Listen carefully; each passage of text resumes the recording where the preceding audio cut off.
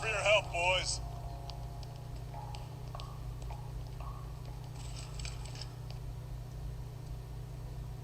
You know, despite all the craziness this weekend, I feel like a lot of people were looking at me like I was really attractive, which makes me think that I'm gonna grow up to be good looking. What part of that statement is supposed to lure me into a conversation? I talked to you about wet tennis balls. Oh, come on. We're in a fight. Lois, are any of my Hot Wheels in the bathroom? Lois, are any of my Hot Wheels in the bathroom? No, I put them all in your bag. Okay, well, I don't see the fire engine, but I guess we'll just find out when we get home, won't we? I'll see you in the car.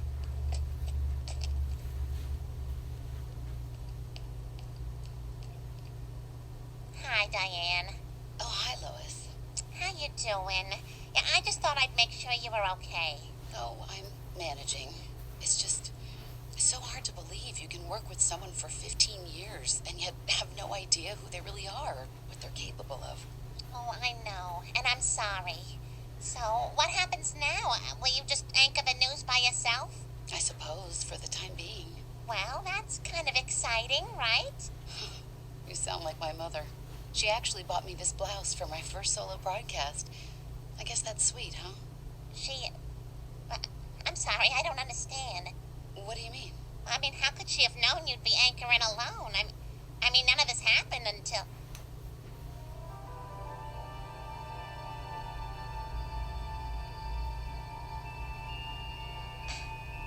Gosh, I think I better, go make sure Peter has his, fire engine. Oh, really? But I was enjoying our talk. Oh, no, so was I, but, I should go. No, I don't think so. Oh my God, it was you! You're the killer! Very clever, Lois. You shouldn't have stopped to say hi to me. You would have lived longer. God, why do I ever try to be friends with other women? But Diane, why? How could you do all these horrible things? Well, I suppose it all really began a year ago when James Woods and I met at a press event and began seeing each other.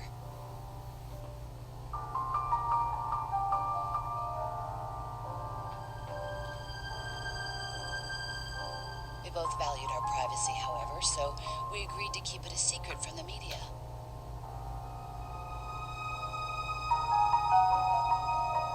Everything in my life was wonderful. But then a few months ago, I turned 40.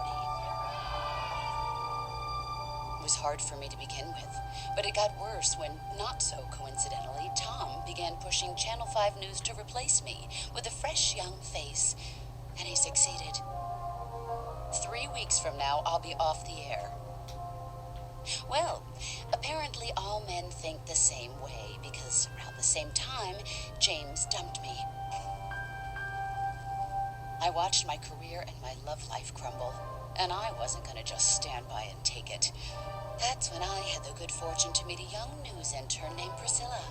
She was so anxious to get into the reporting business and would have done anything to get on my good side. So I seized the moment. I paid her off to seduce James Woods and reel him into a relationship like a fish on a line. I knew a hot young woman like Priscilla could manipulate him into doing anything I wanted. At my direction, she persuaded him to become a born-again Christian and instilled him with the drive to bring together all the people he'd wronged. That's how this weekend came to pass. Of course, Priscilla knew nothing of my real intentions, but she played the part beautifully nonetheless. There's no way she could have known I planned to kill James Woods and frame Tom Tucker, thereby destroying the two people who cast me aside and ruined my life. Oh my God. You're 40? Yes, I'm 40. But then why did you kill the others? It was all supposed to go so smoothly.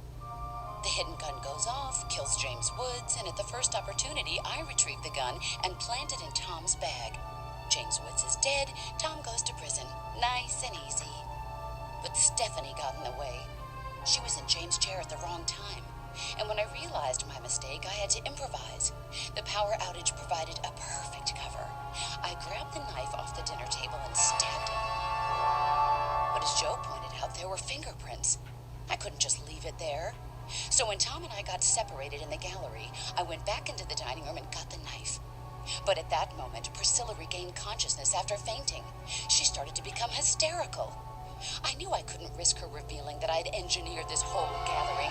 So I killed her, and I hid her in Tom's room. I tried to plant the knife in Tom's suitcase, but at that moment, Muriel walked in and caught me in the act. It wasn't her fault, poor thing, but she had to die. I stabbed her, and she screamed. I had to leave the knife in her because I couldn't very well hide it on my person with everyone quickly closing in. So I wiped off the fingerprints and ran. I slipped in with the rest of the group when they all converged on the scene. I needed more time to finish my work framing Tom, but that's when Derek went out to the balcony.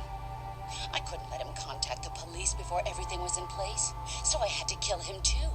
When Peter was yelling at everyone about that picture of Derek holding up the Hollywood sign, I grabbed the Golden Globe and slipped out.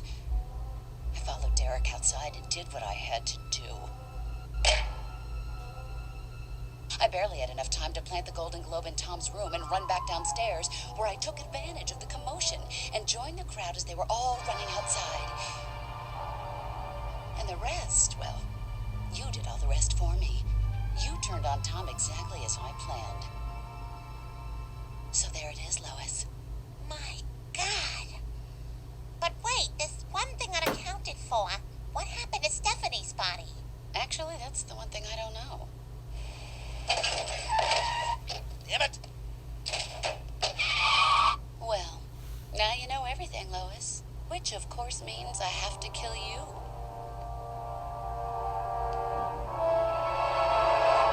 Oh, is you coming? I can't play my tapes without the key.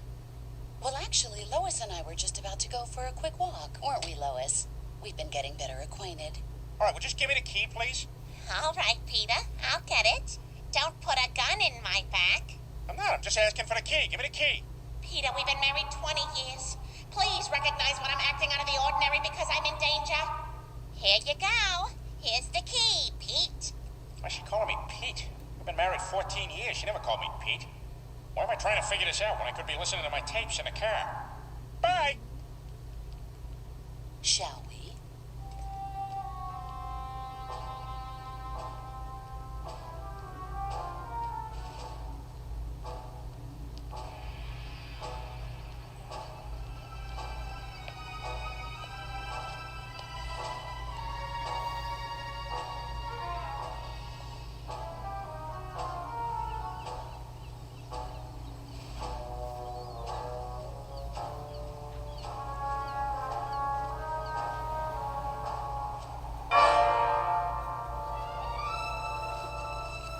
It's a shame that you have to die, Lois, but look on the bright side. You'll be a story on the 6 o'clock news. You know, unless a local cat does something funny. Diane, please. Please don't do this. I won't tell anybody. I swear to God. That's right. You won't. Goodbye, Lois.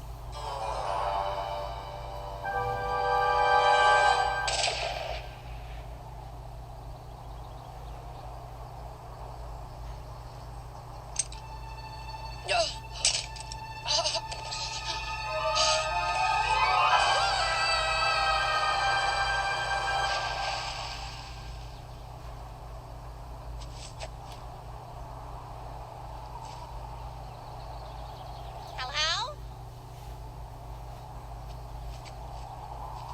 Is anyone there?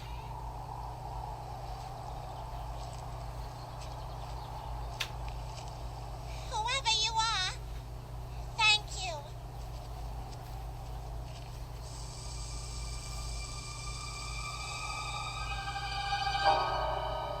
If anybody's gonna take that bitch down, it's gonna be me.